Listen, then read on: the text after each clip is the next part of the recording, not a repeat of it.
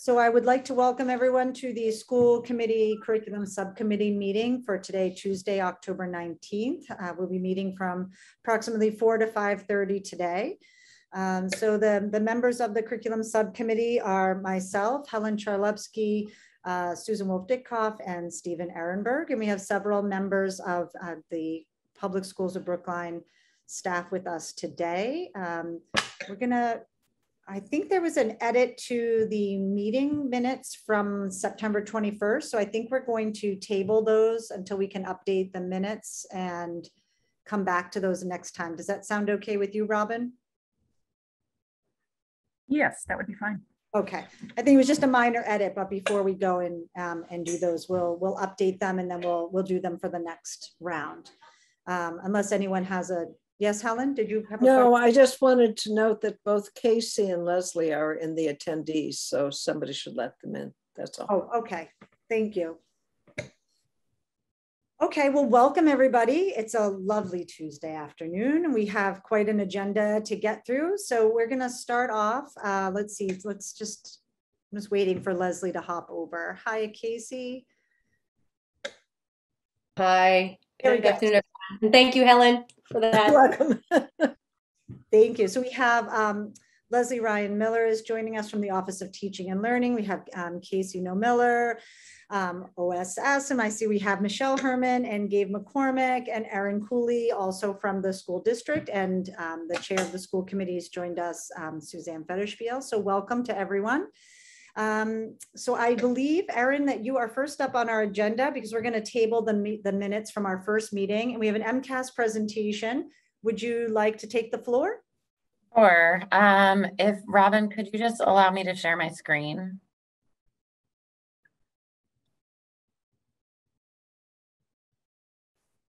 Great.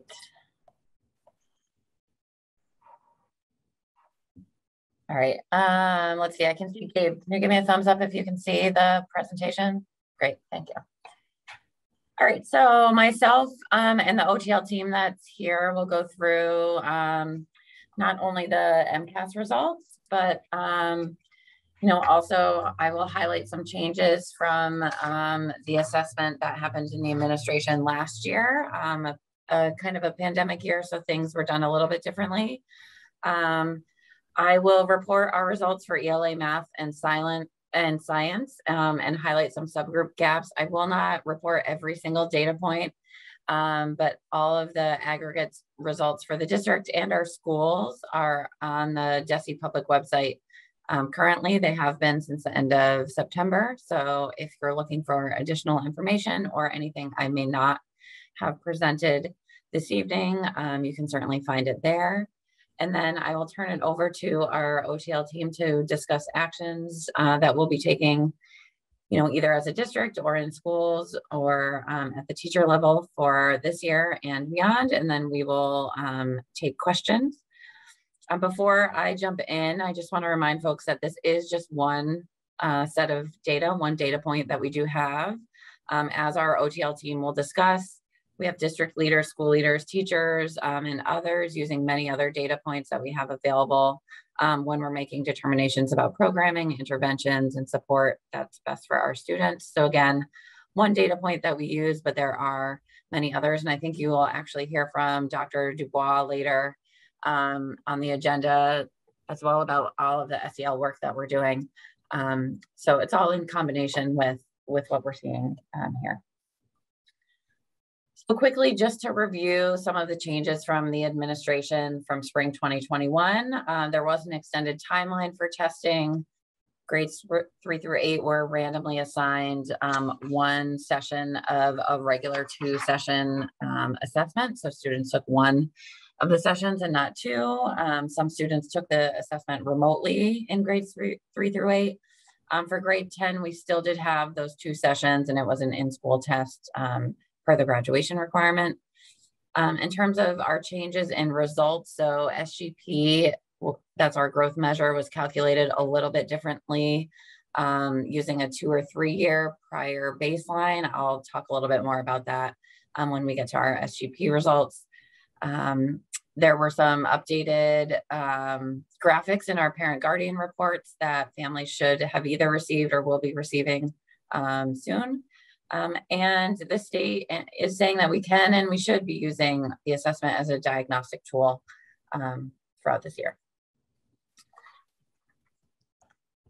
So here's our overall kind of high level, 3 bullet points, how we did. So our students performed really well overall and really better than state averages. That's not really any different than in previous years. On each assessment, so when I say that, I mean ELA, math, and science, the percent of students meeting grade level expectations, sorry about the noise, was slightly lower than in 2019. So our students in 2021, in terms of performance level, performed slightly lower than the last time we took the assessment. And then a higher percentage of students scored in the partially meets or did not meet expectations in math than in ELA. So in terms of our data this year, it looks like students had a harder time in our math, on our math assessment than on our ELA assessment. What you see in the graph here is the achievement levels for the ELA test by grade level. So the grade levels across the bottom, 100% bar chart. So the different colors are the different performance levels. There's 4 performance levels for each of the assessment, ranging from not meeting expectations to exceeding expectations, not meeting in red, and exceeding in the blue color. Again, you can see across our grade levels, we're seeing a lot of green and blue. So those are students who are meeting or exceeding expectations. And overall, we do fairly well. If you go to the far right-hand column there, you see 72% of our students in grades 3 through 8 on the ELA test were at that meeting or exceeding level. The state average, just for comparison, is 46%. So we're at 72%, the state at 46%. If you go to the left one bar, you'll see the same results for grade 10. That's 81% of our grade 10 students at or above grade level. The state average for grade 10 is 64% for comparison. So here's where I want to show you just those slight dips in the performance level between 2019, the last time we took the assessment, and 2021. The lighter blue bar is 2019. The darker blue bar is going to be our current 2021 assessment. So you can see there are some slight differences in the percent of students meeting or exceeding in ELA. The state does say that drops of at least 2 percentage points are considered significant. So really every grade level is showing that 2 percentage point decrease, with the biggest decrease being in grade 7, where that difference is 6 percentage points. Again, performing well overall, but we did see some dips since the last administration. Next, you'll see the same representation of our math results. Again, all of the grade levels across those bars with grades 3 through 8 combined in the far right-hand side. You want to be seeing a lot of green and blue. That's meeting or exceeding expectations. A little bit lower, like I said, when we're looking at math. So 64% of students in grades 3 through 8 meeting or exceeding, compared to the state at 33%. So math overall across the state, students performed lower on the math assessment than the ELA assessment. Moving over to the left one, that's our grade 10 students, 78% of students in grade 10 meeting or exceeding, compared to the state at 52%. You see in math, there's a higher percentage of students in the orange and the red, so that's partially or not meeting. For example, students in grade 4, see 11% of our students in grade 4 are actually not meeting the expectations for that grade level and assessment. Another similar bar graph showing you the changes between 2019 and 2021. Drops of at least 5% in every grade level, with grade 6 showing the biggest decrease of 13 percentage points from 2019 to 2021. And again, just a reminder that a change of 2 to 3 percentage points is considered significant according to the state.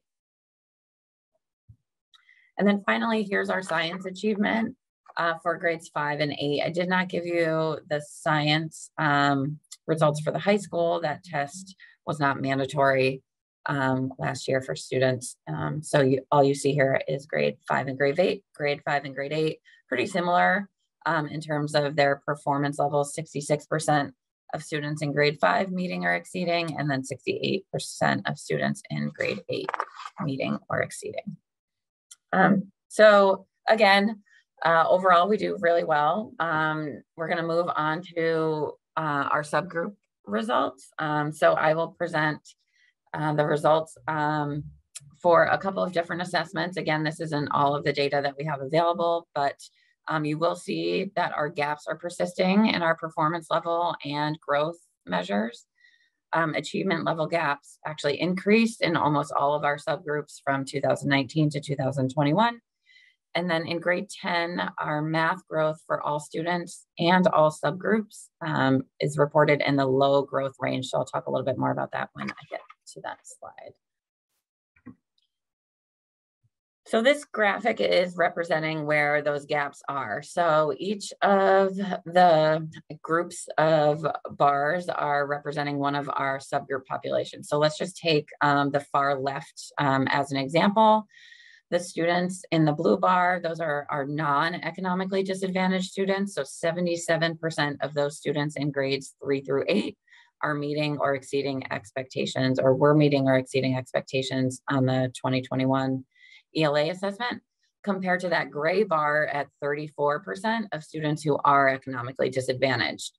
The white colored bar there, that 43%, is representing the gap between our non-economically disadvantaged students and our economically disadvantaged students. So the same representation happens across the other subgroups. You see our students with disabilities compared to our non-students with disabilities at a 43% gap. Our EL students and our non-EL students at a 50% gap. And then I just chose our white population and our African-American or Black population. That gap is 46%. And just for some comparisons, in 2019, the economically disadvantaged gap was 35%. So we increased that gap to 43%. Our students with disabilities was 42%. So that's just a 1% change, which is not significant according to the state. Our EL gap was 42%, now is 50%. And the same race ethnicity group gap was 42% in 2019. So we are seeing some increases in our gaps from the last time we took the assessment. Can I ask a clarification question just? Of course, yeah. Would that be okay? On the EL students, are any of them exempted, or anybody who shows up, let's say even in January, would be taking it? So for the English assessment, students who are first year to the United States do not have to take the English assessment. They do have to take the math assessment. Yeah, okay. All right, so they give them a year. Correct. Okay, thank you. Sure. So this graph is laid out the exact same way, except we're showing you the math results. Again, grades 3 through 8 combined, and you can see those gaps between our subgroups at 46, 43, 23, and 51%. Just highlighting there for you, 17% of our African American or Black students in grades 3 through 8 met or exceeded expectations, and that's a 51% gap compared to our white students. We see similar differences in 2019. And then finally, what I want to show you before I turn it over to our OTL team are the SGP. So that's our student growth percentile in ELA and math. And so if you look at the key on the right-hand side of the screen, that is going to tell you what the colors represent. So low growth, according to the state, is anything less than 40 that I've highlighted in red. Typical growth are scores in the 40 to 60 range, and then anything in high growth in green would be higher than 60. So you see we're not seeing any green On our graph here, we are seeing a lot of red, especially in math, grade 10, and the other subject areas, the other subgroups in grades 3 through 8, and some of our ELA in grade 10 are seeing that typical growth, 40 to 60. And just for some comparisons, in 2019, our SGP for grade 10 math, so for all students, so that's, I don't know if you can see my cursor, but where I'm seeing that 37, last year it was, 2019, it was 48. So that's a decrease in 11 SGP points for math. Again, not all of the data that we could show you, but I'm going to turn it over to my OTL colleagues, and they're going to talk a little bit more about what we are doing, not only with this data, but some of the other pieces of information that we've either been collecting or are collecting throughout the year. And I can flip the slides for you, so just let me know. Perfect. Thank you, Erin. Hi, everybody. Just thinking about the MCAS data and also just remembering, right, this is one data point, but it is a data point that we need to consider as we're thinking about what's best for students. And so we've been doing a lot of thinking collaboratively across departments around how do we support families, students, teachers in the work that needs to be done so that we have students achieving at the levels that we want them to. And so there's a lot of cross collaboration happening, but for the sake of the work going forward, we have really structured our next steps into 3 buckets. And we've used a really helpful document, at least I found it helpful, through DESE.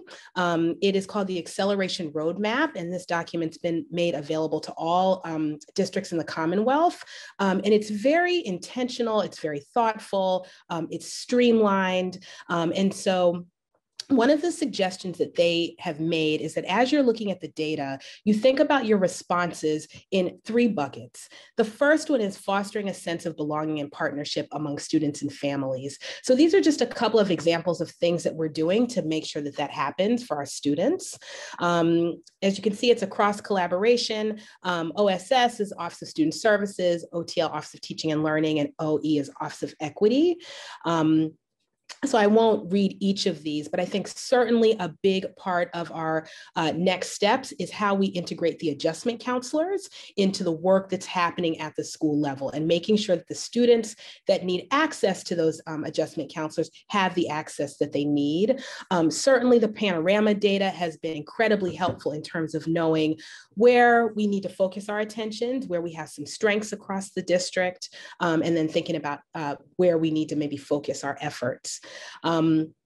So the clinician, strong systems for building relationships and supporting SEL. I think it's really appropriate that Matt is going to talk to us in a little while, so he will talk about this a little bit more in depth.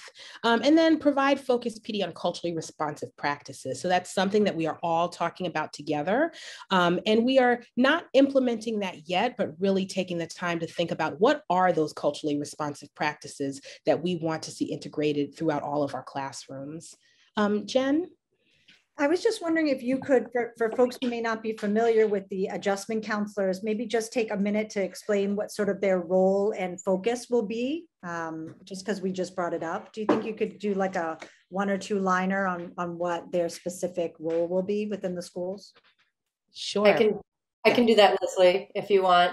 Yeah, go for it. So for folks who aren't familiar with this term, adjustment counselor is the DESE license that really is all encompassing. So it includes folks who are adjustment counselors and social workers. We made a commitment with the supportive school committee this year to hire 9 adjustment counselors, so 1 at each school, to increase the mental health supports at our schools. Currently, this year, we have 3 professionals or 3 different types of folks providing mental health supports at our schools. We have the adjustment counselors who may have a social work background. Some have adjustment counselor backgrounds. We have school counselors, the retired or older term as guidance counselor, but these are all folks who have their training in school counseling, and then our school psychologists. And I think what you're asking for, Jennifer, is the frame and thinking about what each of these folks do. I would say very broadly, our school counselors provide tier 1 support. So they go into the classroom and provide mini lessons or explicit full lessons for all of the students. And so they may be talking about healthy relationships, how to develop friendships, how to manage conflict. That by adding adjustment counselors who really are seeing students in a more acute fashion, they're seeing students individually and in small groups. So that's really thinking more in terms of tier 3 supports that the adjustment counselors are now able to take on. And I don't want to take too much from Matt's presentation, which will give a bit more in terms of what they've been doing since we've added them to our system. But this has really allowed for our school counselors to go in and provide that tier 1 support. Whereas prior to this, our school counselors' loads were quite large because they were seeing students individually and in groups and trying to get into classrooms while also providing professional development to our teachers. And then our school psychologists, of course, also provide mental health supports to students individually and in groups. And then what's unique about the school psychologist position, too, is that they're also conducting psychological evaluations. Thank you so much. I don't want to detract or take time away from Matt's presentation as well, Casey, but I really appreciate sort of that really quick overview as we're discussing them here. Thank you so much. Yeah. All right, so the next slide, Erin. So another bucket that is represented in the acceleration roadmap is continuously monitoring students' understanding. And so there were certain high leverage practices that were also outlined in this document. And I pulled a couple of them to share here. And so one of them was adopt high quality curriculum with embedded unit assessments. I think a really good example of this is the investigations rollout that's happening in K-5. So grades 3 to 5 are in their second year, but being very mindful that they started that rollout during the pandemic. And then we are in the midst of rolling this out for grades kindergarten, first and second. And so one of the things that really is a shift is that embedded in the curriculum with each unit, there are assessments. And really looking at the work from a strengths-based approach and seeing what is it that our students aren't able to do, but also what are they able to do? And being very intentional about understanding the curriculum and what concepts might a student have access to that come around again later on in the curriculum. So a student has multiple opportunities to gain better understanding of a particular standard. And so I think the investigations rollout is an example of that. And of course, we have other assessments specifically at K-8 in literacy with the BAS. And then there are also other formative assessments in other content areas. And then provide professional development to leaders on data analysis. This has really been the focus of our work with principals in the sessions that we've had with them. We had an all-day session with them on, I think that was October 6th.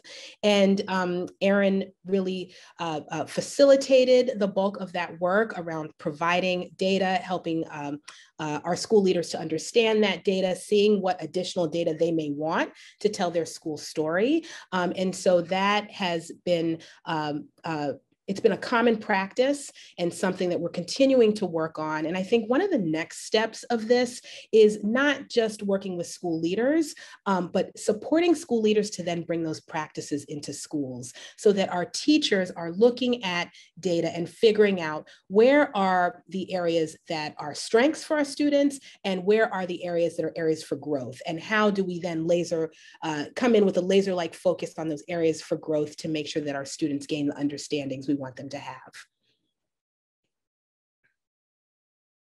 And then the last bucket is ensure strong, grade appropriate instruction with just-in-time scaffold when they are needed. And so one of the things that the DESE document talks about is not necessarily remediating, but continuing with the curriculum so that children have access to grade appropriate instruction. But again, using data to figure out within that grade level content, where are the places where we may need to spend more time, and looking at it through that lens versus a lens of remediation. We're going back to the grade before, and that's what we're teaching. No, we're moving forward with the curriculum to ensure that our students have access to that curriculum. So one of the things that we're doing, we're going to be conducting a culturally responsive audit of some of our materials, and we're going to start that in social studies through some funding that's available through METCO Inc. We have already talked with Gary Schiffman, who is the department head for social studies at the high school, as well as Greg Porter, who is the K-8 curriculum coordinator, and really thinking about, we will look to have a reputable organization come and support us with an analysis of what are our curriculum materials in social studies. So starting with that, and that tends to be a place for those of you who have been in the district where you see particular instances of anti-bias or racism come up in the curriculum that we want to ensure are not in our curriculum. So thinking about that. And Gabe McCormick is on the call. Gabe, I don't know if there's anything you want to add, as Gabe is really our team lead on this. I think just kind of as a timeline update, we have been working with Gary and Greg to just make sure that the RFP we're going to put out meets their needs and incorporates a variety of options for like educator feedback, family and student feedback where appropriate, so that it's a broad kind of stakeholder look, looking at student experience in addition to the materials themselves. Because, you know, for example, the way I interpret a piece of material might look different, or I might experience the same thing differently than someone who has a different background than me. And so in the context of social studies, that's really important. And so we're in the stage where we have the RFP essentially finished. We're doing a couple finishing touches, and then we'll post that and begin the process of vetting potential partners. Yep, and I think one thing that's just critical to say is that this is a process that we cannot do alone as central office leaders. It's going to be critical to engage educators in this process. So hold on, let's turn my phone off, sorry. Okay. Let's see. And then provide focused PD on curriculum adoption and observation and feedback. So I want to be really transparent about where our strengths are and where we're having some struggles. So when we think about the investigations rollout in K-5, one of the things that has been a challenge is lack of substitutes. And this is not something that just Brookline is facing. This is happening all over the place, right? And so when you have a school that is in dire need of subs, it makes it really hard to pull teachers and use more subs for release days. But that is the means in which you can ensure that you have an entire grade level team or an entire grade level span that has access to professional development. So we're working now, Michelle and I actually just left a meeting with Matt Rosenthal, who's the K-8 director of math and the math specialists, around what are some of the ways that we can still implement job embedded PD that will just not tax our schools in this time when we just don't have as much coverage as we've had in the past. So we really are focused on that. And then another place is around observation and feedback, where OTL is leading professional development for all of our school leaders who would like to join, just around effective feedback on instructional practices. And so we've already had one session, and I think the second session is coming up shortly, and we've had a very good response to that. And so what we do know is that, again, the observation and feedback cycle is high leverage if we are calibrated, and if we are doing that with consistency and just clarity as we go into the work. And then lastly, and we talked about this at the last curriculum subcommittee, pacing guides to address essential skills or knowledge gaps while maintaining focus on grade level work, and collect educator feedback on curriculum documents. So again, we talked about this last time, specifically in K-5. The scope and sequences were ready to be rolled out. And so we rolled them out about a little over a month ago with a focus on those opening units that really focus not just on curriculum content, but on social emotional learning, because we know that that is critical for students to be able to receive academic instruction. And so, one of the things that has come up is even as we think about, let's say, the high school, right? And so we know, we heard our student rep at the last school committee meeting talk about just how some of the school year had been overwhelming. And so one of the things that we know is that teachers want to do an amazing job, right? And they don't want their students to miss out on any content. And I think that one of the things that really supports them knowing what curriculum is essential and what curriculum is not, is to have collaborative conversations in department teams, for younger grades, in grade level teams, to really understand what curriculum must students have access to, and then what curriculum may come around again, or maybe is not as essential. Because then we're not trying to squeeze everything into a tight timeline, but instead being really clear on what has to happen and making sure that we go deep with that, and just kind of narrow the breadth of what we're doing. And I don't know if Gabe or Michelle want to add anything. All right. I could just expand a little bit on that evaluator professional development. Michelle and I have actually created a 3-part cycle that we're going to run 4 times throughout the year. So that's 12 different sessions. And we're designing them in a flexible way so that the evaluators can collaborate and work together on the practical parts of it, as well as kind of taking in new learning so they can kind of come and get their work done in a supported environment. So hopefully we help make them a little bit more efficient, as well as adding the new learning. And then it's really cyclical so that someone who really wants to, or maybe a newer evaluator who needs additional support, can actually attend the same session multiple times and still get kind of increasing levels of depth out of it. So try to build a lot of flexibility in for folks. Great, thank you. So any questions? I have a couple. Is that Susan? Yeah. Go for it. Yeah, just a couple questions. First of all, thank you so much. There's just been so much thoughtfulness that's put into this. So this is just more for me to help understand and clarify. So when people think about increasing the number of unit embedded assessments, people can come up with all sorts of things that might possibly mean. Can you just give us a sense of what that does mean? And so just so that people don't come away with the wrong impression. So that's one. And then I think the second one, sort of a related question, is, there's sort of a sense with assessments that sometimes they're done only for the sake of the MCAS, and sometimes there are things that, regardless of the MCAS, we want our kids to be able to do, we want them to know, be able to do. So if you can kind of help us understand that as well, just pulling that apart. Sure. Well, I'll start with just, at least from my perspective, the main support that assessments play is letting us know how we need to change our instruction to meet the needs of learners, right? It's not about, this student's here and this student's here. It's about, we need to know what our students need more support with, and those are the concepts that we need to continue to teach. And so if we don't assess students to know who understands what and who doesn't, then how are we planning our instruction? So first and foremost, I see assessment as a really thoughtful planning tool.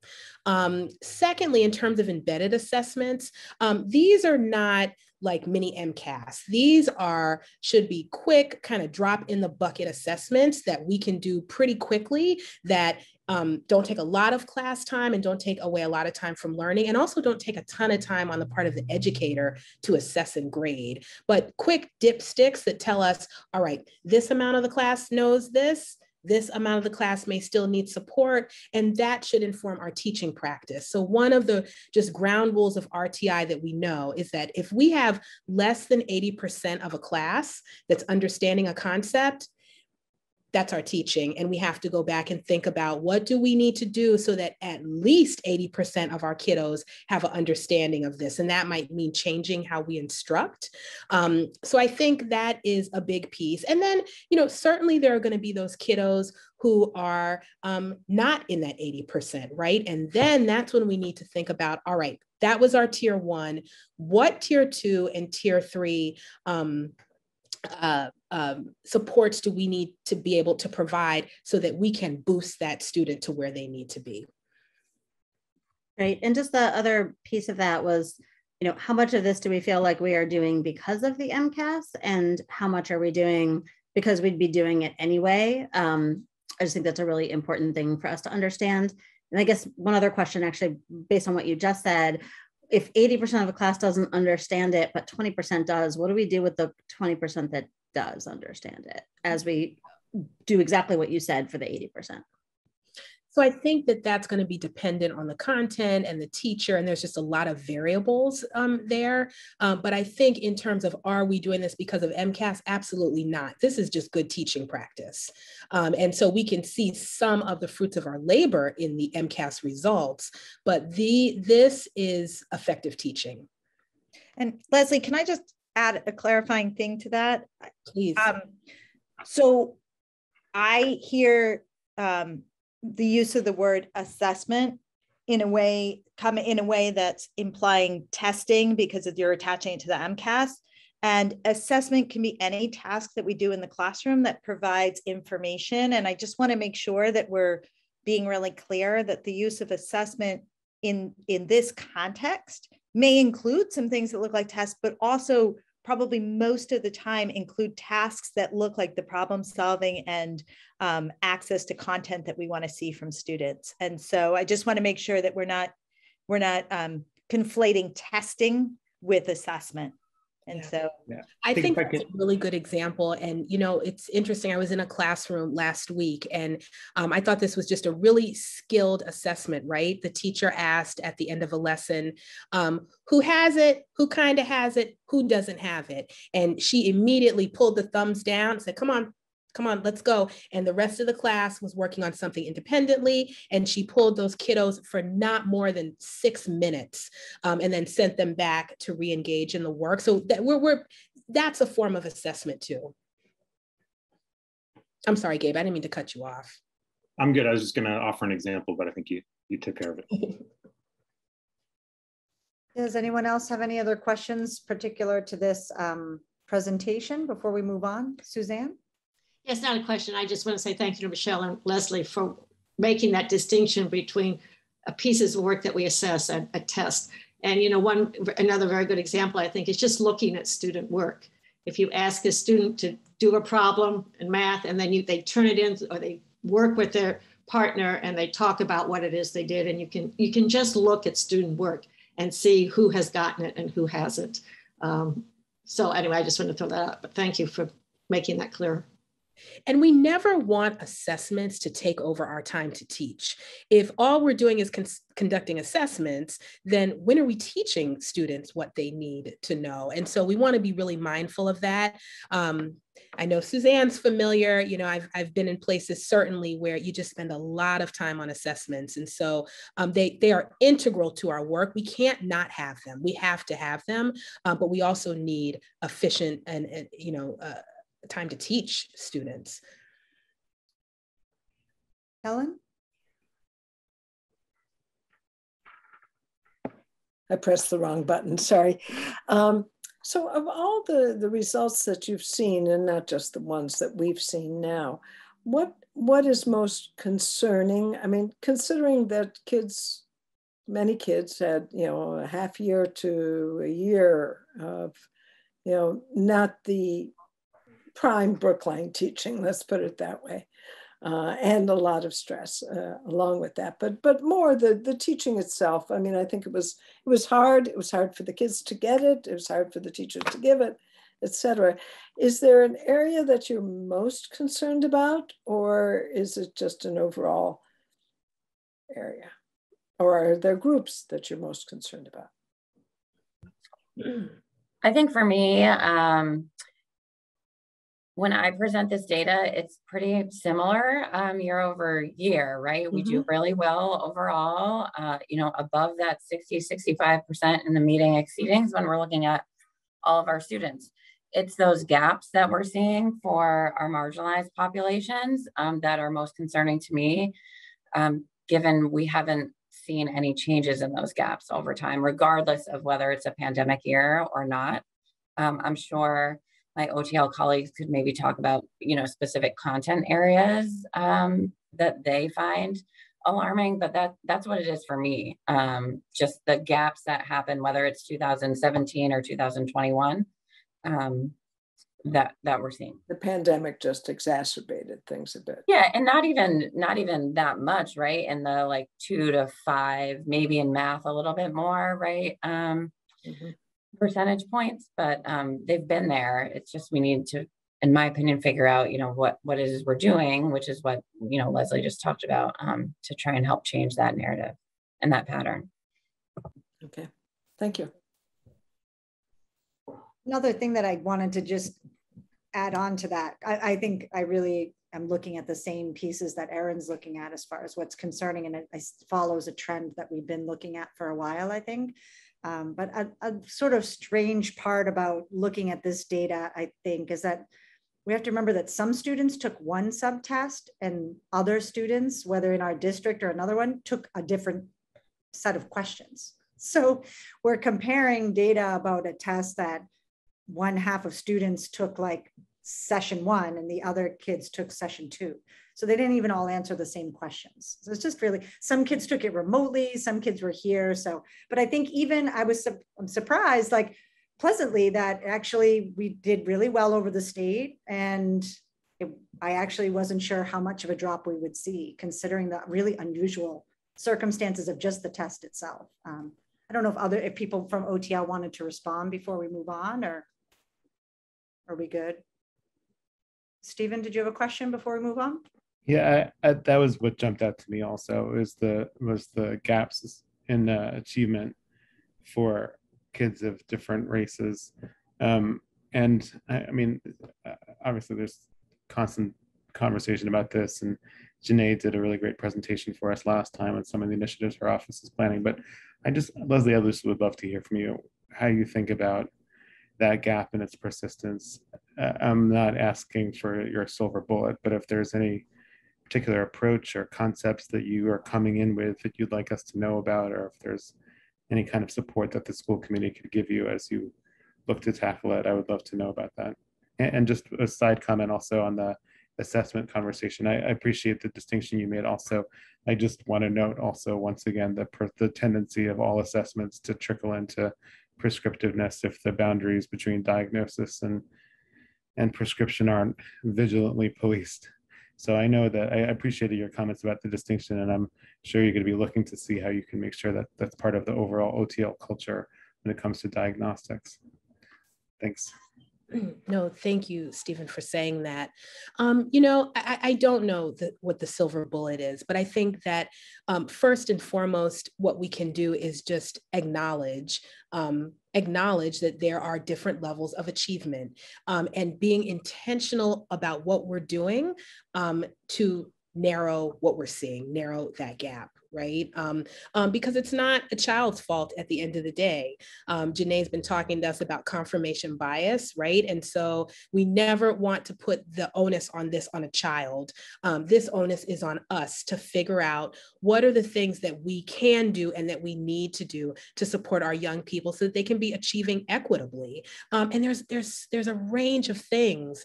But I think one of the things that I'm just thinking about is really wanting to hear from families, really wanting to, even Stephen and I had which I haven't had a chance to respond to, Stephen, but even he shared some information with me that was incredibly helpful, right? And it gave me something to think about in terms of how do we think about our practice? What are some shifts that we may need to make? So we can never rest on our laurels. We have to always acknowledge that we have a group of children that are not performing the way that we'd like, and we have to consistently adjust our practice, and we should always be striving for continuous improvement, always. Great. Oh, one last comment, Suzanne, and then we're beyond time. So I just know you are. I'm sorry, Jennifer. And you know, we don't have time to get into this now, but I would actually like to delve a little deeper into the growth percentages or percentiles.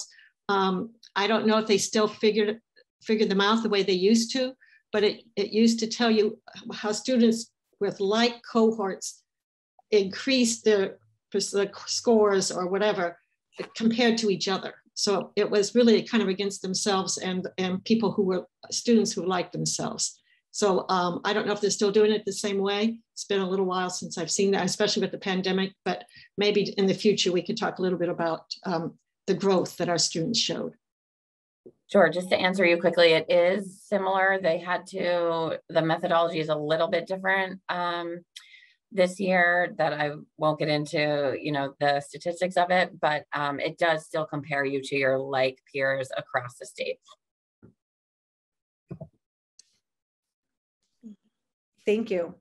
Any other comments before we move on to the next agenda item? Okay. Oh, Helen? Just one thing. And you probably can't answer this now, but we have such high turnover of students. And yet, we expect them to know, to do as well as their peers, even if they've just been with us for a year, as opposed to somebody who's been with us for 4 years. Do you look at those numbers in that way ever? Or have you? I don't recall ever doing that here since I've been in Brookline, but we certainly could do that if that's, something that we're interested in. It just would be interesting, I think, to see if anything changes or if it's just the same. Yeah. It may just be a red herring and nothing that would make a difference. But I'm just, because that's different than some other communities where kids come in kindergarten and leave in 12th grade and you have the same kids throughout.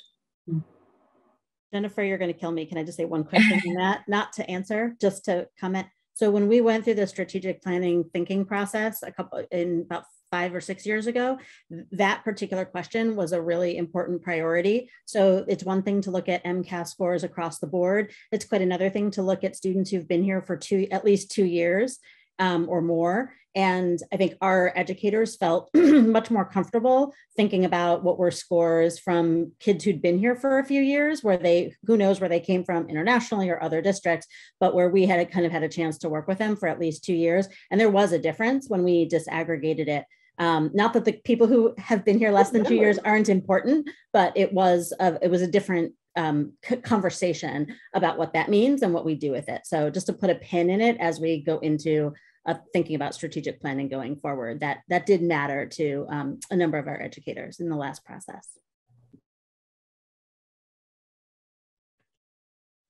Okay, seeing no further hands.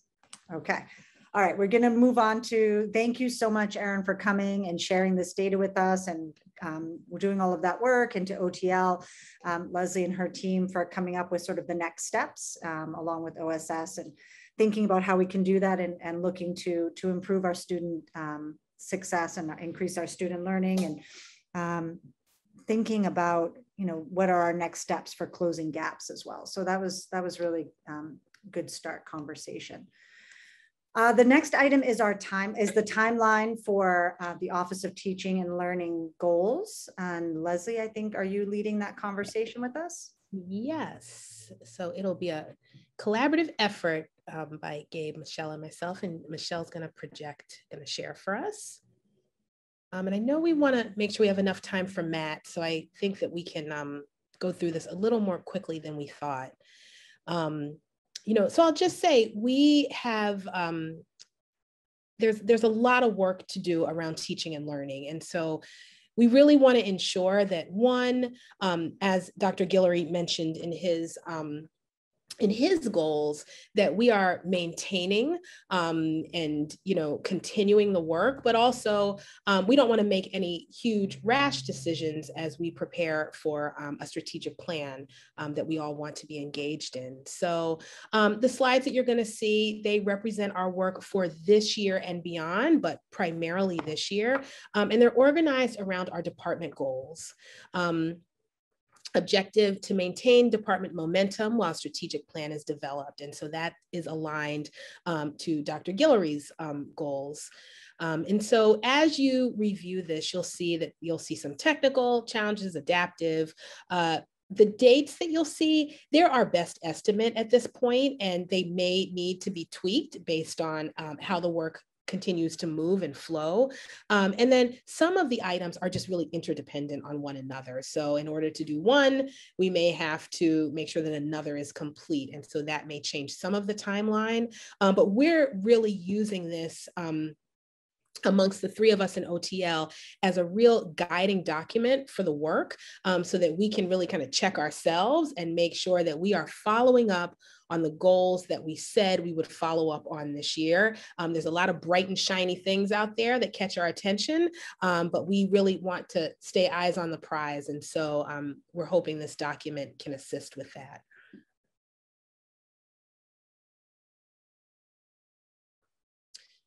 So we had a number of goals in the Office of Teaching and Learning. The first is to identify and implement the K-8 essential curriculum and learning standards. And so you'll see in the first column that really, those are the core actions that we need to achieve in order to move the work. Where you see under status in green, that is work that is underway, that's going as we had planned.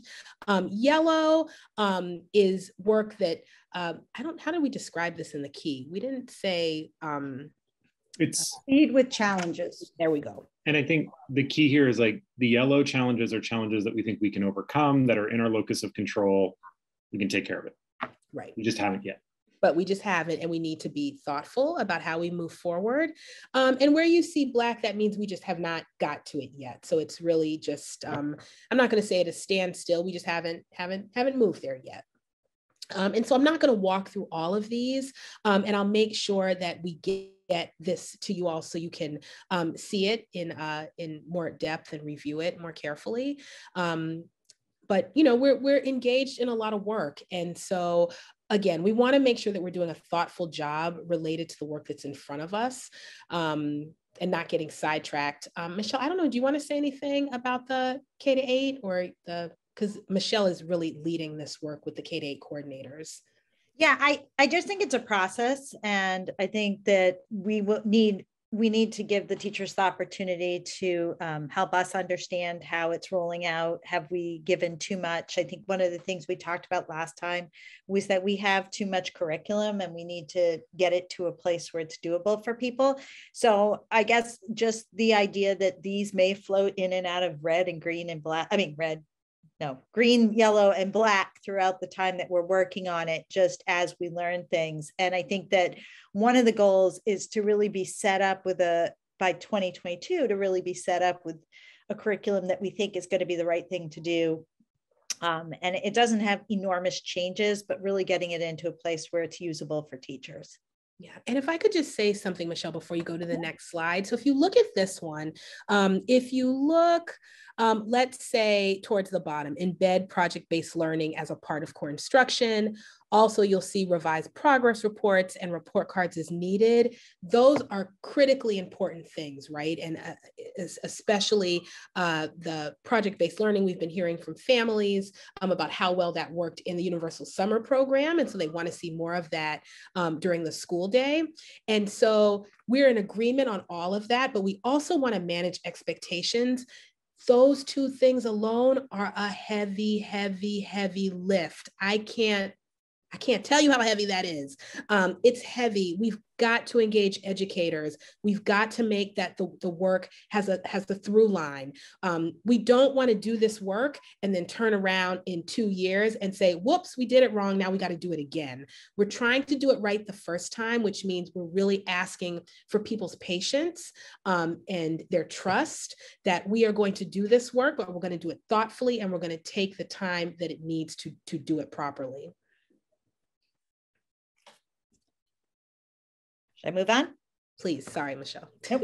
Can I actually just jump in with one other bit of context?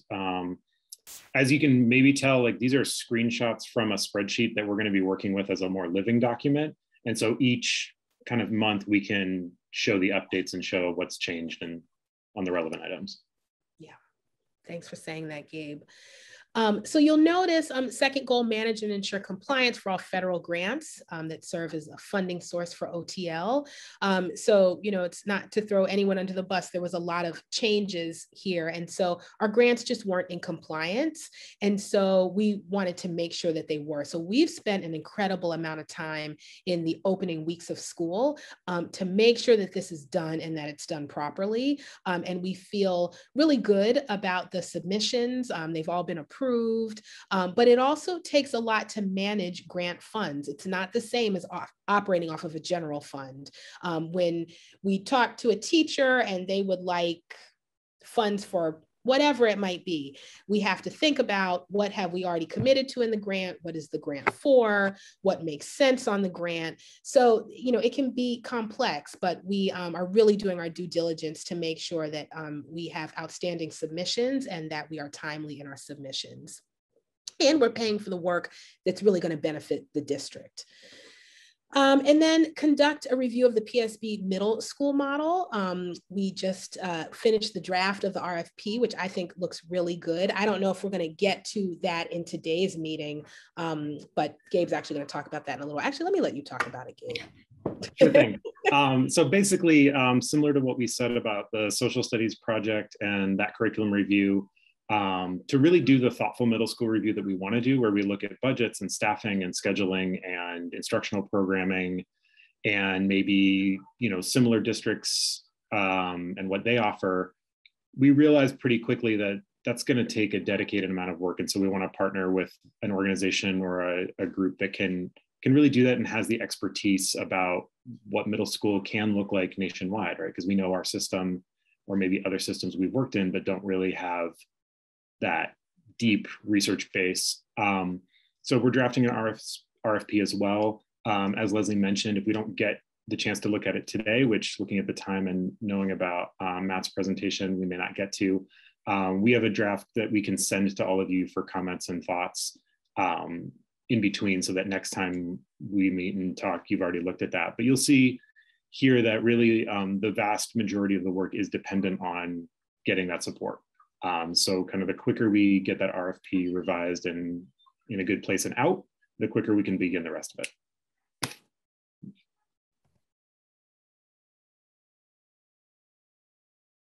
All right, goal 4 is just update the educator evaluation system and technology platforms and provide professional development opportunities to evaluators related to the educator observation and feedback cycle.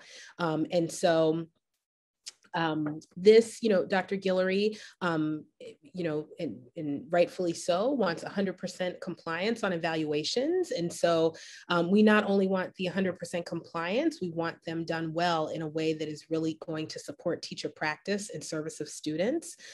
So we're making great headway there. Again, we talked about the professional development, just getting TeachPoint up and running, making sure it's accurate, getting caseloads out to evaluators. I think we did that this year earlier than we've done any other year. We got that out in August so that evaluators could prepare and plan and meet the timelines, the BU school committee negotiated timelines for evaluation. And then child study teams, this is one that I'm particularly excited about. This is a collaboration with OSS. And so really thinking about CST as a place where we can really interrupt the disproportionality of our Black students who are referred to special education. That is a system that really is in support of students, supporting educators to best support students. And so what are the tools that we can give to CSTs to do a better job, not even a better job, but to do the best possible job at? So we just want to spend some time with them. And these CST, the folks who are on CST teams and CST leaders do an incredible amount of work. And so we want to support them in that. And so the first step, I'm not going to pretend as if I know what all of the challenges are. I certainly know what some of them are, but we'll start with a SWOT analysis so that we can be very mindful in terms of how we address any problems of practice that might come up. And then just provide professional development that will support the leaders in supporting the team and the teachers that bring students to the team.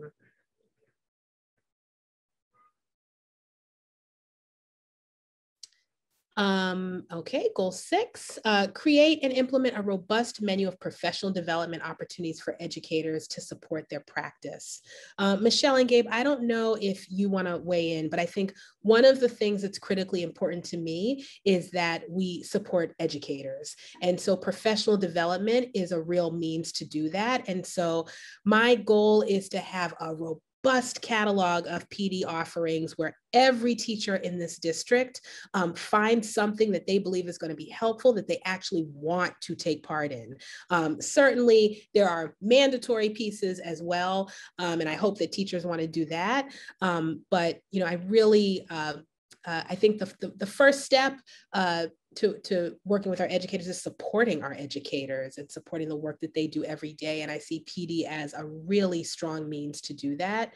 And so we've got some work to do with professional development. And this is just one piece of the puzzle, right? We need to really think about what our professional development model is here in the public schools of Brookline. So I don't want to get this confused. I think this is a good place to start, creating a robust catalog as we move into a strategic plan. But as I just said, it's just a great starting point. I think one thing to add, Leslie, is that one of the things we're encouraging our department to do and other departments is to provide professional development that really sits within the goals of your department. So as you look at all of these goals here that we've worked on, all of the professional development we're offering will fall within these same goals. And so whether it be curriculum development or through the CST or about the middle school review or evaluation, it will all fall within our belief system that supports those areas. And so then by extension, right, the math department, the social studies department, the science department are all setting their own goals.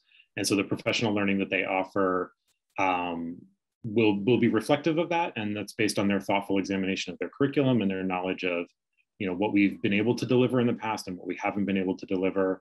And Leslie has really helped to make sure that we focus as well. So just speaking from my time as social studies curriculum coordinator, where I was the only one responsible for 9 grade levels, right? I can't deliver robust professional learning for 9 grade levels throughout the year, all the time on the regular basis they would need. And so we've worked to make sure that, you know, someone like Greg can pare down and focus on maybe a couple grade levels so that we can support them effectively with the opportunities we do have. Perfect. And then at the bottom are just some additional items, things that may not have fallen under our goals, but it's meaningful work and it's work that has to be done. And so excuse me, we talked last time just about the continuous improvement and monitoring plan for our EL department. That is essentially a program review that is mandated by DESE. And so we are engaging in that now with Mindy Paulo. I think some really helpful feedback will come out of that. And I will say in years prior, Brookline has scored really, really well in this area. So we hope for the same and then just want to build on whatever strengths we have. And address any areas of growth that we might have. And then the time on learning data collection. Not that that's not a goal, but it's just what it is. It's just this one thing that sits there, and we need to have a good understanding of what is the time on learning at all of our and I'll go and say pre-K to 8, but right, but certainly a focus on K to 8 in the high school. And we just need a baseline of what we have. And then we can think about what might need to happen next. But our goal is to just get a baseline that we can then share with the community around where things are.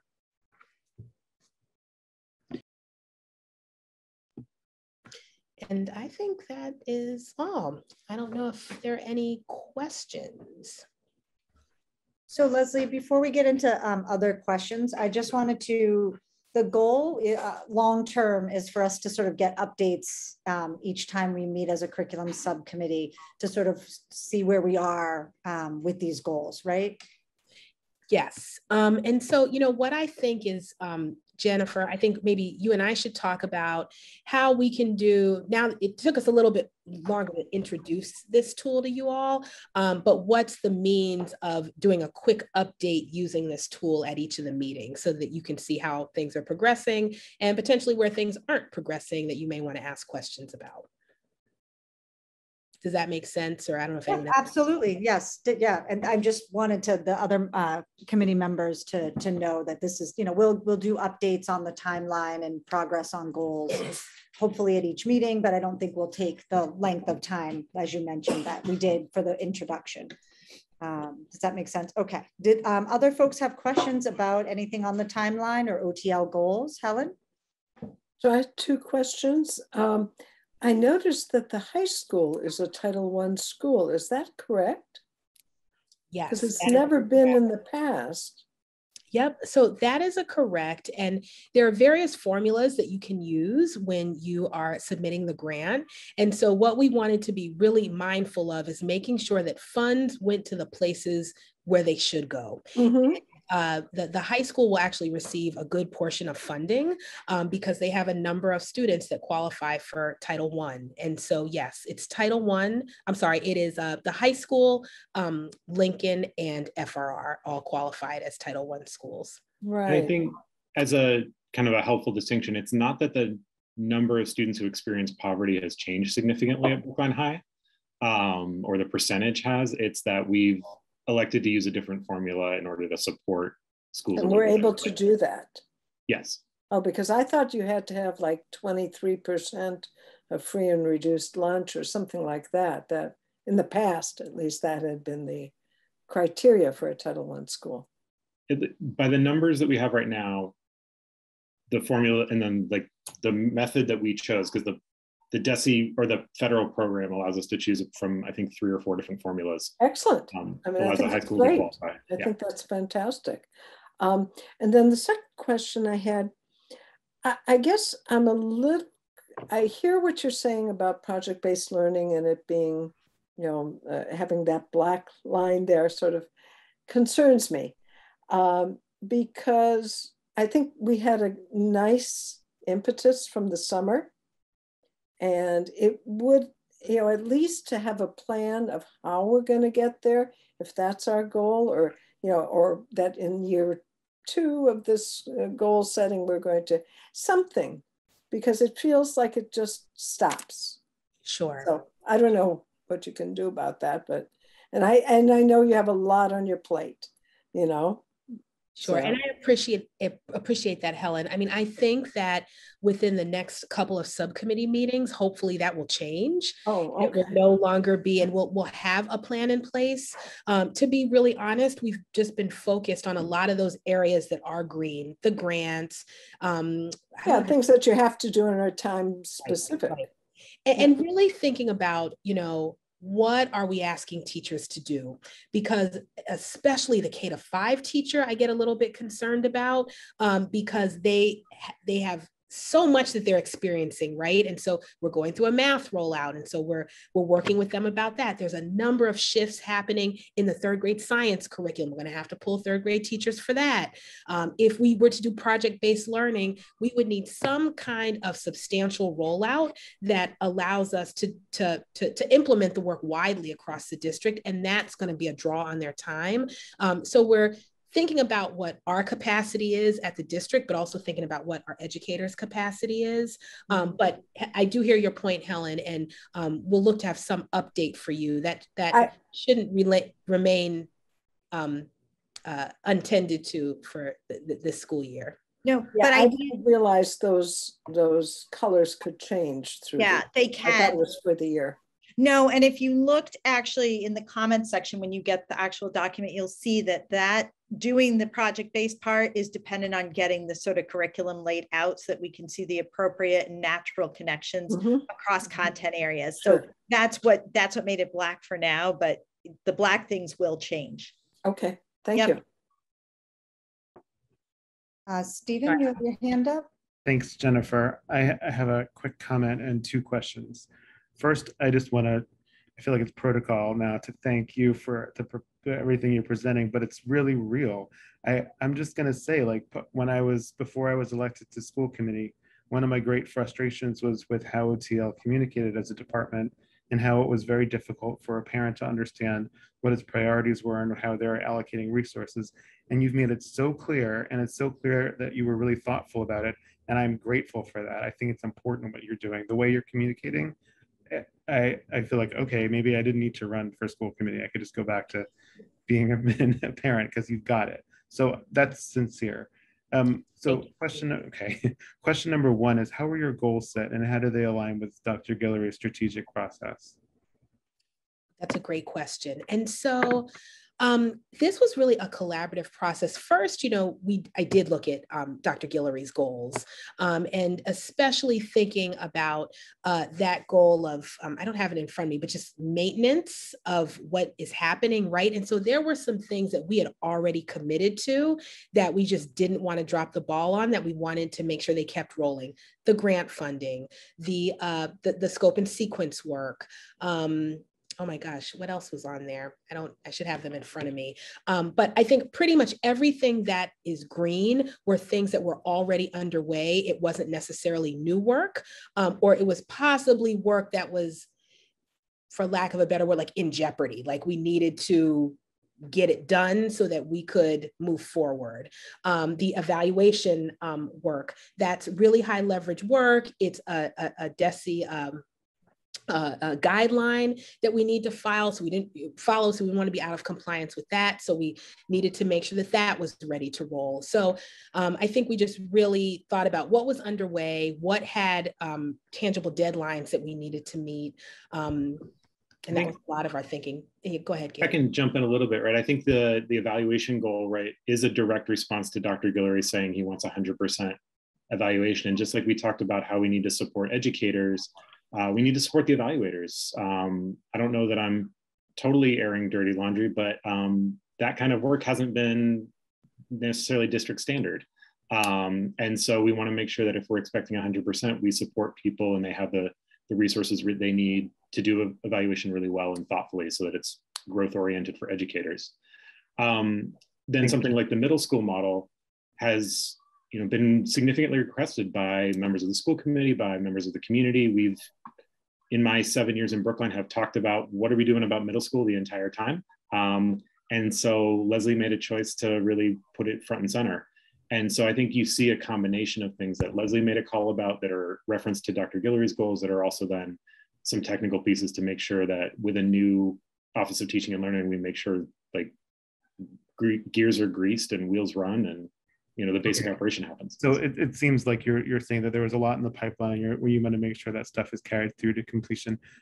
Maybe I'll turn my second question to just a comment. I'm very concerned about time on learning. And I think there was deep investigation into this issue that was aggregated and compiled by Megan Chakrabarty 2 years ago.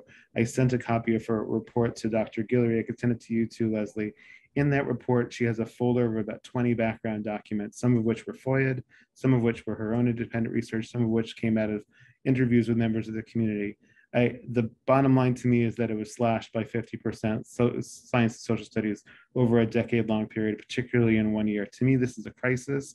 It's resulted in serious curriculum narrowing, and it's deeply affecting students and causing learning problems. So I understand that you're a small office, you can only have so many priorities, but from my point of view, and I recognize this point of view is not shared by everyone in the school committee, this is a crisis and needs to be an urgent priority. I just want to make that comment. Thank you. Thank you. Are there any other questions or comments? I know we have another presenter and I want to be really respectful of time. I really want to make sure everyone has a time to ask questions and make comments. Are there any other questions or comments on the timeline for the Office of Teaching and Learning Goals? Again, thank you. Sincere thank you to the whole team for creating this and being able to show us in a really tangible way what's on the table and where everything is at. So that's really, really helpful and an incredible detail, quite frankly. That's lovely. So thank you so much. And then the next item that we have up is a presentation on social emotional learning. And I believe that Matt Dubois and I don't know if Matt, you'll be presenting in or with Casey No Miller. I'm not really sure. Yeah, I'm sure Casey will jump in, but I'll sort of take the lead. All right. Well, welcome, Matt. Thank you for joining us today in the late afternoon, and the floor is yours. Beautiful. So I'm gonna share my screen. All right. Are folks able to see that? Great. Yeah. So in the time that we have together this afternoon, I want to provide sort of a brief update regarding our social emotional learning program. And I want to offer that within the context of some of the goals that we laid out for ourselves during our sort of initial year one in developing our SEL program. Our first sort of upfront activity to engage in, this was really exciting, was hiring 9 adjustment counselors for the district. So we were able to complete that process and hire an adjustment counselor for each of our K-8s and also for the high school. We are incredibly excited and thrilled with the group that we've been able to introduce into the district. And excitingly, as we've hired our adjustment counselors, it's really allowed us to reorganize our school counseling program. And specifically, that's really allowed our school counselors to do more classroom-based SEL instruction and support. And what I want to highlight within our SEL program is, as we're designing this, it's really, really important that we're developing our program both through a prevention lens and through a response lens. And what I mean by that is it's really important that we are offering all of our students with experiences and with instruction that's going to help support their social and emotional development.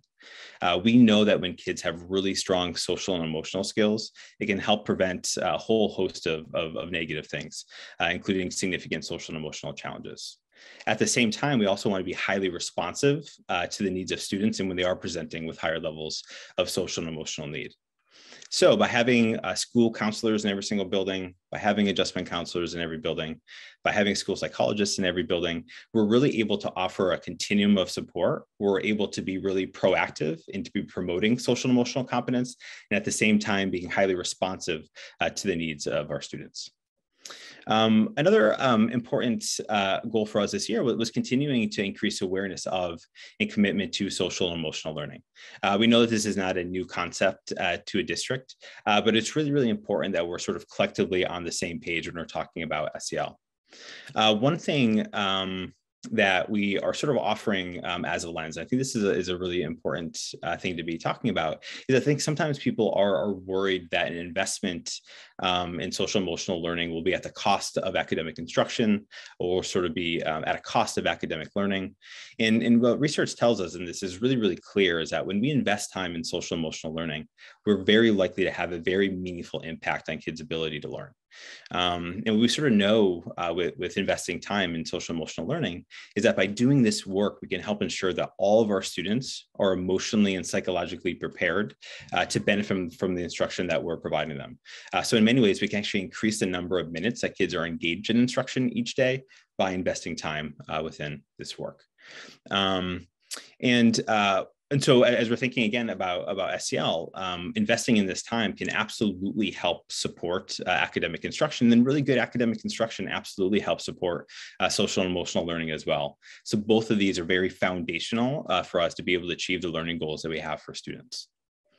When I presented to the full school committee in late August, I laid out where our priorities were for the current school year.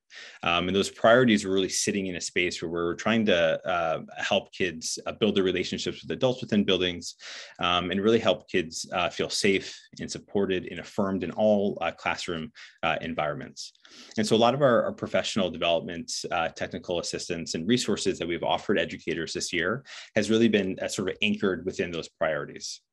Another thing that we focus on quite a bit with our professional development is helping educators embed social emotional learning within the practices that they're engaging in every single day with students, including their instruction.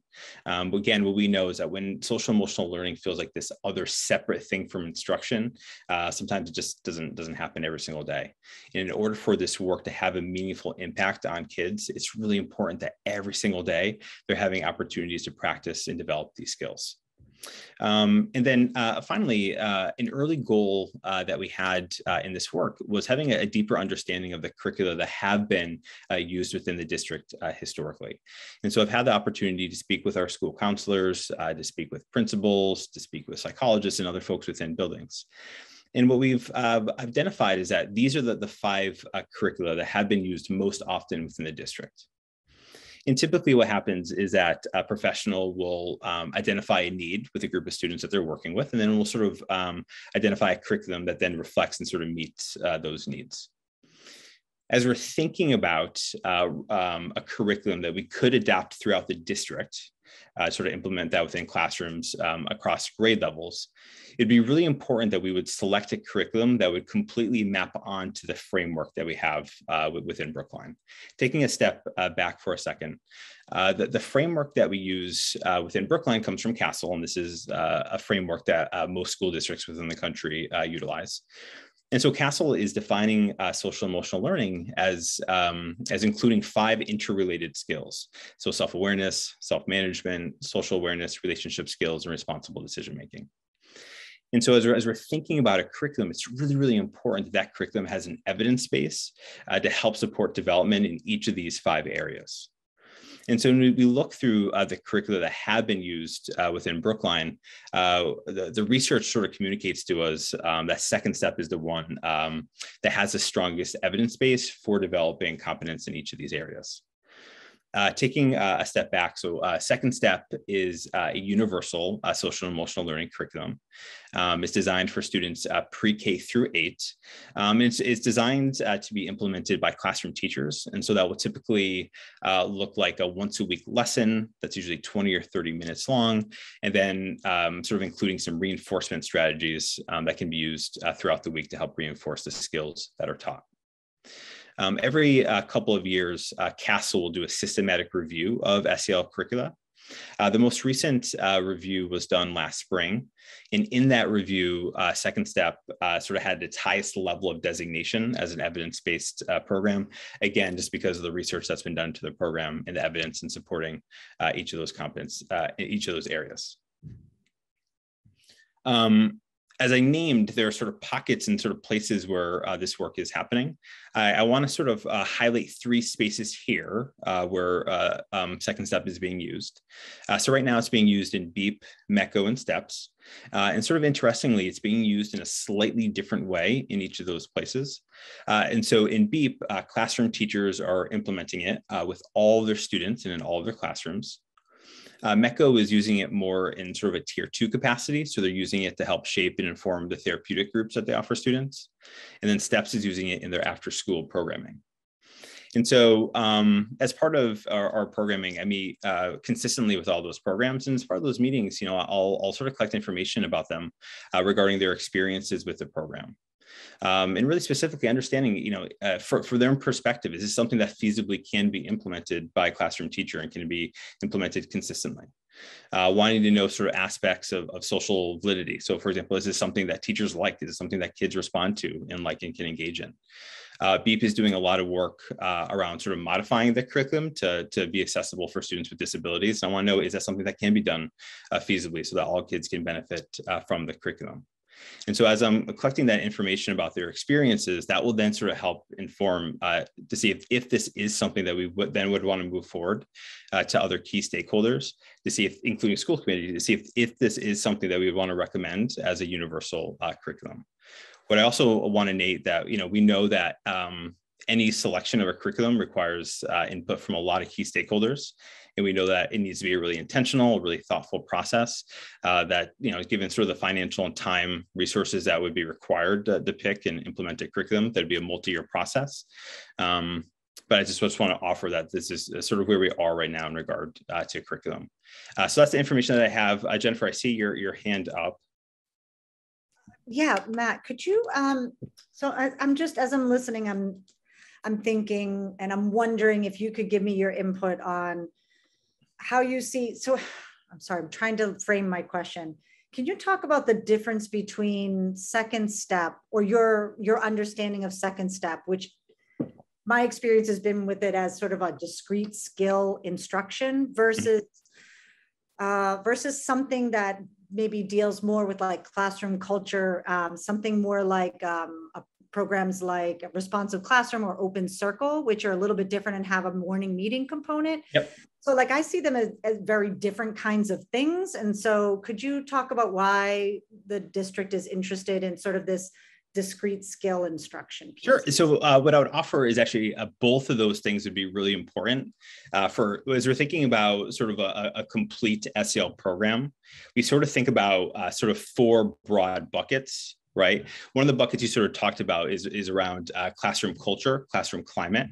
And so having a morning meeting structure, having Open Circle does a really, really nice job at helping strengthening relationships, making sure that environments are feeling safe and supportive. They tend to be a little bit lighter on that explicit SEL instruction piece. So as you're thinking about a full continuum, you sort of want there to be a really safe environment that's sort of coupled with explicit instruction that's reinforced within that safe environment. So sort of it wouldn't be in replace of, it would sort of be in addition to the work that's already been happening around building relationships in community.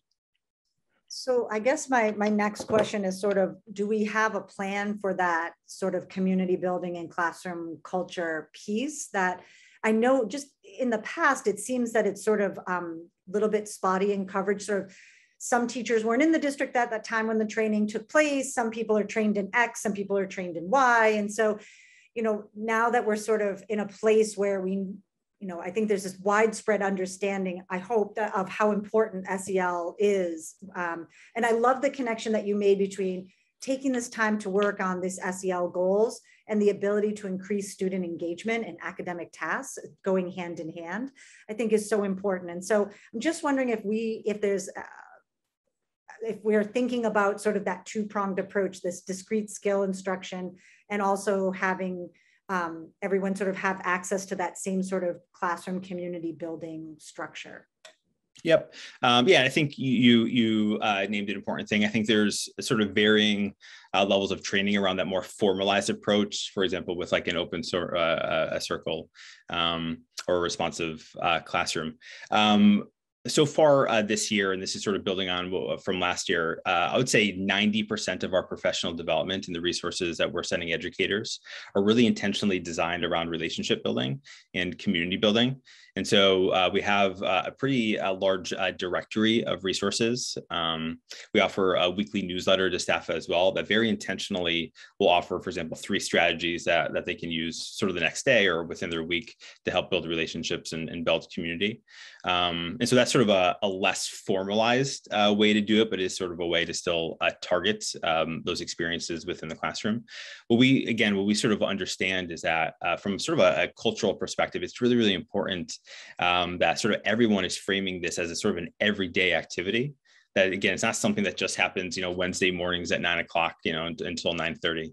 But it's something that is built into the everyday experiences of students. And so it is ongoing. It's going to be a thing that we're sort of thinking about, is making sure that we're supporting educators in their ability to build relationships in positive communities.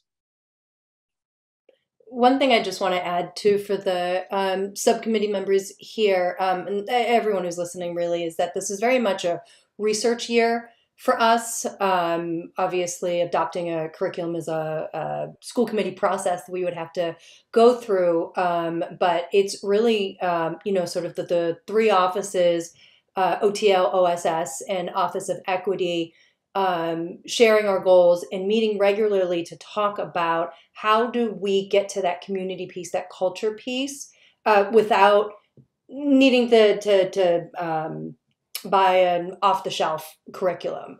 How do we want to build that culture into the district where to build social emotional learning, it's embedded in our learning, it's embedded in our classroom routines.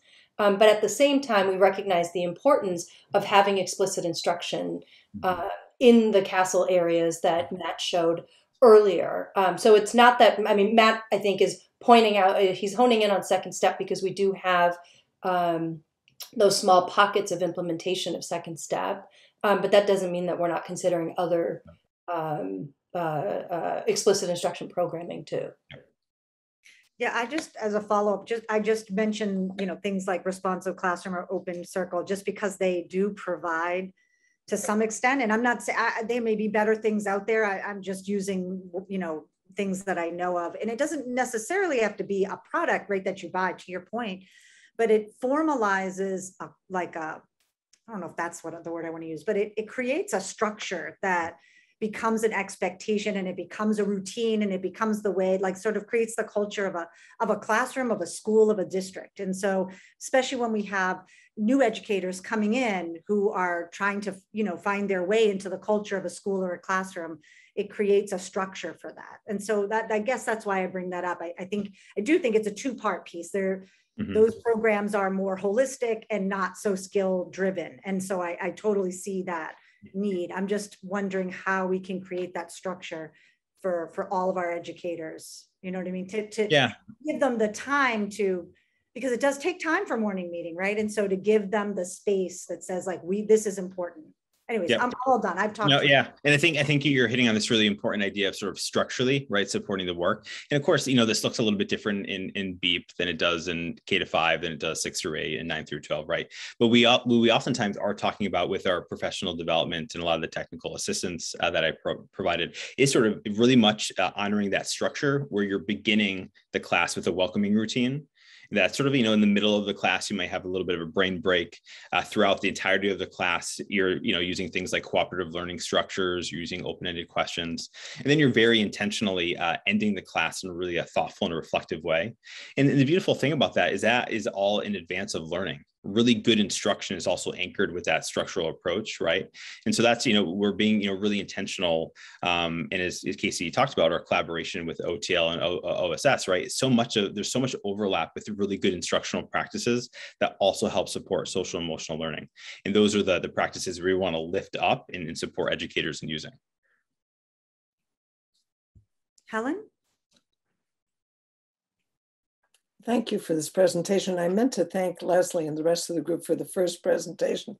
I'm not good at that. I'm sorry. I sort of go straight to the questions. But Matt, with second step, it's interesting the groups that you decided to pilot with, as opposed to looking at maybe a 3rd grade classroom, a 6th grade classroom, and an 8th grade classroom, some sort of,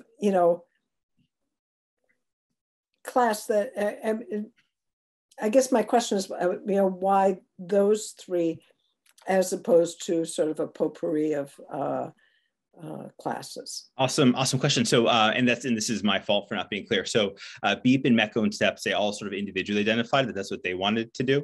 And so coming into the year, they had already identified using those programs. And for them, they're sort of looking around with evidence-based programs, and they sort of identified that as meeting the needs of their program. But I think you are hitting on something really, really important, that whatever curriculum we're sort of thinking about, piloting it, right, and then sort of scaling it over time, I think is a really thoughtful and good approach. And getting feedback from teachers as to this works or this doesn't work, or this is really not us, Exactly. It may be, evidence-based, but it may not be absolutely something that's. The other piece that I had a question about is there a parent component to second step? Yep, awesome. And so one of the things that when CASEL is doing their reviews, the one they'll look at the evidence base, but then they're also sort of looking at what they'll sort of describe as other active ingredients in a really good SEL curriculum. So they'll look at, is there built-in opportunities for family collaboration, right? So like with second step, they'll have sort of a ready-to-go newsletter that you can send out each week that reflects the skills that were targeted within the classroom that then parents can sort of engage in with their students at home. They're also making sure that they're engaging in culturally responsive practices. They're also looking for built-in components for adult wellness, to making sure that you're supporting educators in their own mental health and their ability to implement the program. And so that's another thing that second step was reviewed pretty well on. So like, for example, with BEEP, teachers are able to send out, I think they're monthly sending out a newsletter to parents that's sort of reflecting the skills that kids are learning at school. Great, thank you. Suzanne? Well, thanks, Jennifer. So Matt, are teachers currently using some approach, or is it open circle or responsive classroom or a second step that they've learned from before? I mean, what are our classrooms doing now to meet the SEL needs? Yeah.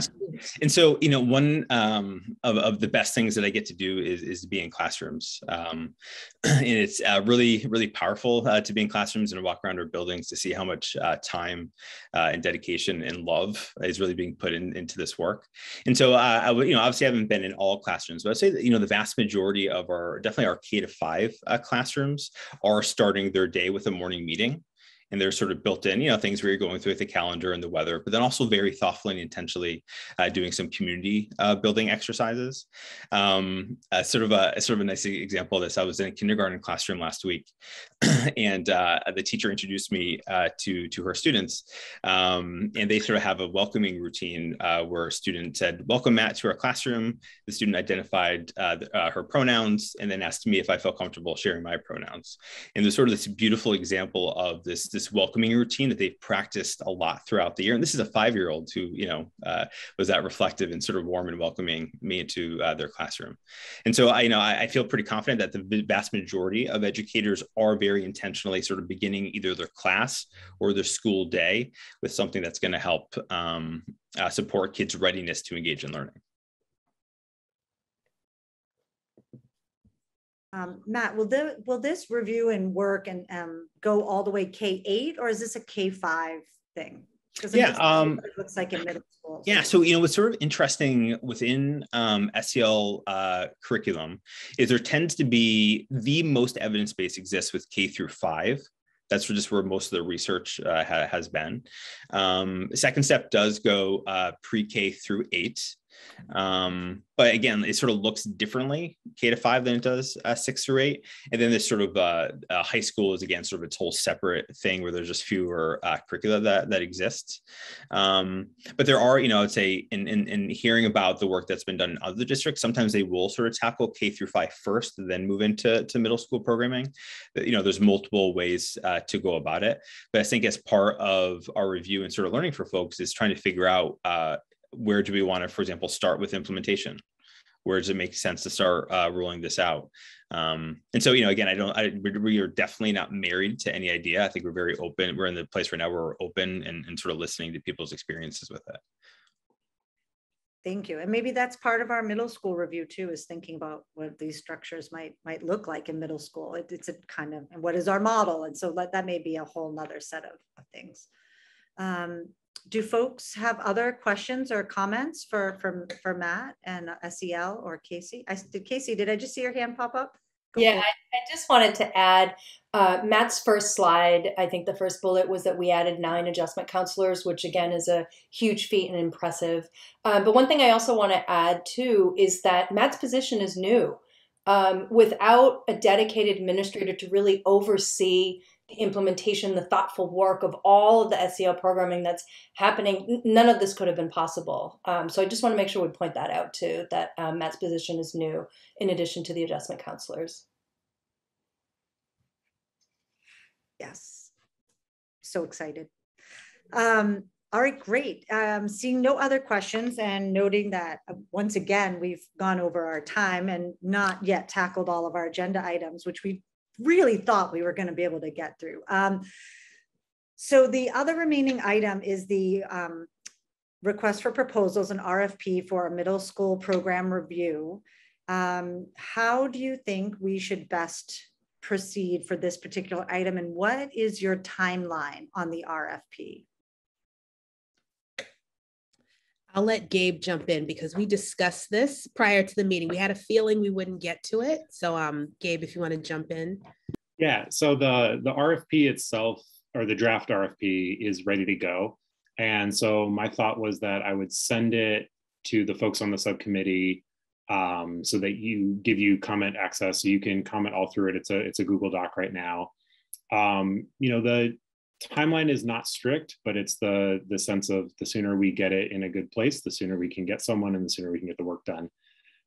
So I think ideally, we would love to put it up in early November, which I know is before the next subcommittee meeting.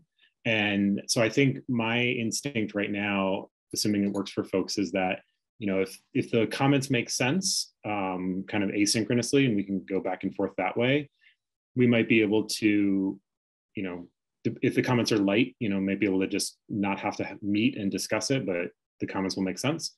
If the comments are more robust and you have more kind of in-depth thoughts or recommendations or ideas, or sort of, have you considered this or that, we may need to just make it the first agenda item on the November 16th subcommittee meeting and be able to kind of knock it out right after that. I think either of those scenarios are okay. And just to be clear, we haven't even circulated it here centrally. So in addition to you all giving feedback, I want to bring it to senior leadership so I can get that group's take. So we're just really in the revising stage now that we have a draft RFP. So once we get enough feedback, then we'll be ready to get it out the door. But it hasn't even been circulated with senior staff yet. So we'll do that as well. So what do other subcommittee members think about hearing sort of where the district is at with their process?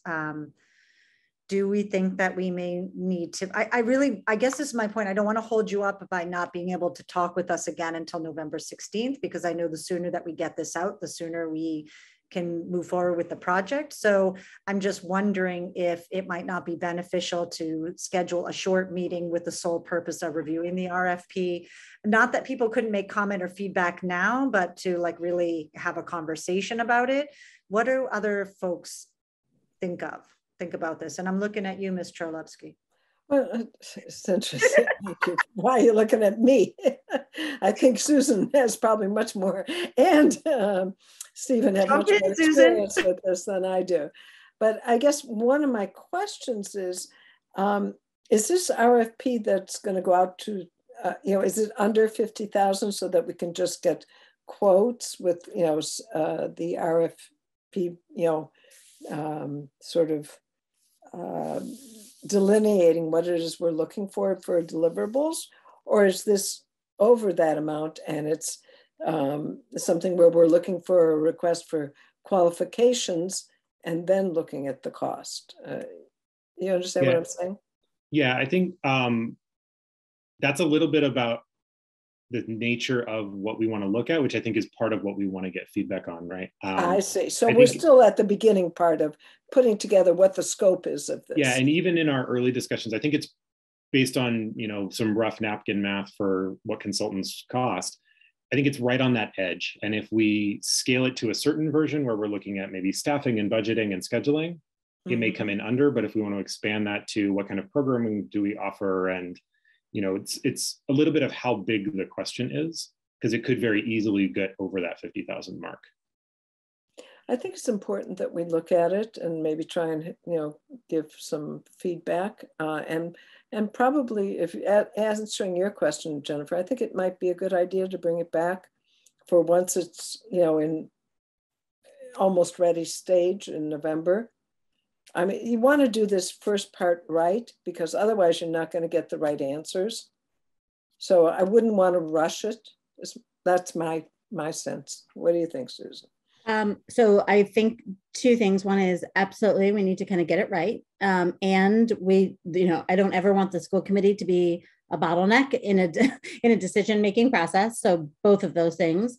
I wonder if there's some way to sort of take a look at either the math program review process or just our program review process overall, and sort of, Gabe, to your point, kind of pick off what are the pieces. This is not it's different, right? But kind of pick off what are the pieces that we would hope that this would accomplish. And because I think that's something for us to just tether to and say, like, here are things that we didn't do in the math program review that we want to do here. Here are things, but just at least something that we can kind of tether to, so that we're not kind of having a discussion in a vacuum about all the things we possibly could or should be doing. Not that it will be the same, but I do think that the external research piece is going to be a different piece from the facilitating groups of Brookline educators and assessing what's happening in Brookline, and that is going to be a separate piece from, identifying what it would take to implement or what it would take to, like, costing it out. That's a whole separate thing. So I think just kind of giving us a sense of what the different stages are, and then telling us kind of how much of this you would hope or expect to come from the outside, and how much of this we would do, and what that timeline would look like given how busy everyone is. So all I'm saying is just, like, help us understand kind of the trajectory and how this compares to other things we've done. And then I think it'll be much, much easier for us to kind of have an anchored conversation and not just start spitting out ideas that occur to us, if that makes any sense. Okay, I'm seeing smiles and nods. So yeah, one other piece, I would try in the RFP also to include some of the leaders in the middle school who are doing things really that are, exceptional, to look at this. I would say, yeah. I mean, as Leslie mentioned, she's going to circulate it through senior staff, and no, I think teachers. I was talking teachers, not just senior staff. My hesitation there just becomes scale. Right, we have hundreds of teachers who teach. No, just a few. I mean, just to run it by them to see, because they're there, they're doing this. Sure. And so what we talked about on the METCO grant that Leslie mentioned earlier was actually including educators on the reviewing the consultant side, just because the RFP is broad and the nature of it is broad. And part of what we want is that a consultant will bring in some of their perspective and their proposal, so that as we vet different options, we have a sense of what they're looking for. And so I think it makes more sense at that stage, but we're not opposed to it. Okay, so this was all really good, but I'm just not sure what our next step is going to be. So maybe I'll throw this out. If we get a copy of the RFP, would the members of the subcommittee be able to take a look at that and send comments directly back to Gabe, so that we don't have conversation among school committee members, but just to offer feedback on, and maybe it's at a high level, maybe it's specific questions. And then once you've gotten our feedback, and we could set a timeline for that. So say if you send it out within like a week after receiving it, we get our feedback in, so that Gabe's not waiting, or maybe that's not long enough, I don't know, but within a week, give direct feedback back to Gabe. And then once it's gone out to senior leadership and you guys have come back and have a revised sort of product, then we could, Leslie and I, we could be in contact, Gabe and Leslie and I, about whether or not we need to schedule something because you think you're ready to go and you've got something you're feeling good about, or we're not ready yet because we don't want to rush it, and that's a perfectly reasonable thing to say, and that we'll do it at the November curriculum subcommittee meeting. But just know that I think I'm hearing that there is some willingness to meet earlier, so we don't hold you up. Does that make sense? But if you're not ready, we can do it at the top of the November 16th meeting. So I think, does that sound like a good plan right now to folks on the subcommittee? Send your feedback directly to Gabe when you receive it within 1 week's time. And then I'll wait to hear from Gabe and Leslie and Michelle about, what you need from us next. So he's going to have one Google Doc, but for each one of us? Is that? No, so you can respond on a Google Doc. It'll have sort of a tag with your name on it. So you'll be able to make comment directly on it. But then we'll all see it, right? Well, so okay. But we're not discussing it. I can certainly make a separate copy for each of you for feedback if that's more useful. I can also send one. Susan, is that a no? Was that a no indication? What a nightmare. Okay, but it's your call. I'm Your flexible. house, your rules, but wow, okay. All right, What maybe are you someone can, thinking? Robin, can you wait? I'm just trying to figure out, is that a problem if we all make comment on a document if we're not discussing it? That's a problem? It is. That's a problem. Okay. So, you know what, you can send that to us. I'm pretty sure everyone's savvy enough to know how to make a copy of a document so that Gabe doesn't have to reproduce it. It's not. Maybe just send it as a Word document, and Okay. then we can, to each one of us, and then we can each one download it. And Sure. Okay. I'm sorry, Gabe, but No, that's not complicated. It's Okay. on the Okay. list So, of things in my life that are complicated. This is not on the list. Yeah, Thank you. just the question about how this kind of fits in with the overall trajectory of what we're trying to accomplish. I think I will need that for me to be at all helpful in editing or even commenting on an RFP, because it kind of depends on what we're trying to accomplish and how much of this you're trying to bite off. So that's before I see the document, that's going to be my question, if that's helpful. So maybe that could be sort of the header of the email where the attachment comes as sort of a summary of what are the goals and objectives. Like, I know one of the things we keep talking about is, what do we want a middle school to look like in a K-8 program? So I'm hoping that we're going to get a lot of feedback on what that could look like. So anyways, all right, that sounds good. So maybe a little blurb and then the document, and we'll try to get you feedback in a way that's helpful, hopefully. And then we can touch base and see where we are next.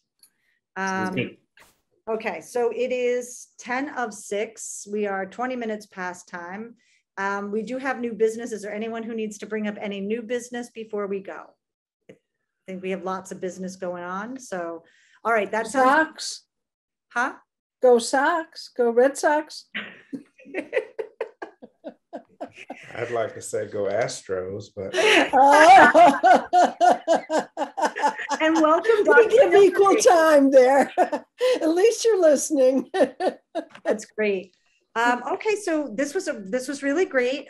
We got a lot of great information. We got some feedback. We will look forward to seeing some information from Gabe, and we will see each other again in November at our next meeting, if not sooner, and I'll reach out directly if that's the case. So thank you to everyone for coming, and thank you to all of our presenters. We appreciate all of the extra time that you're spending with us. So thank you very much. We know you're all very busy. So thank you so much. Have a great night. Thank you. Bye. Bye.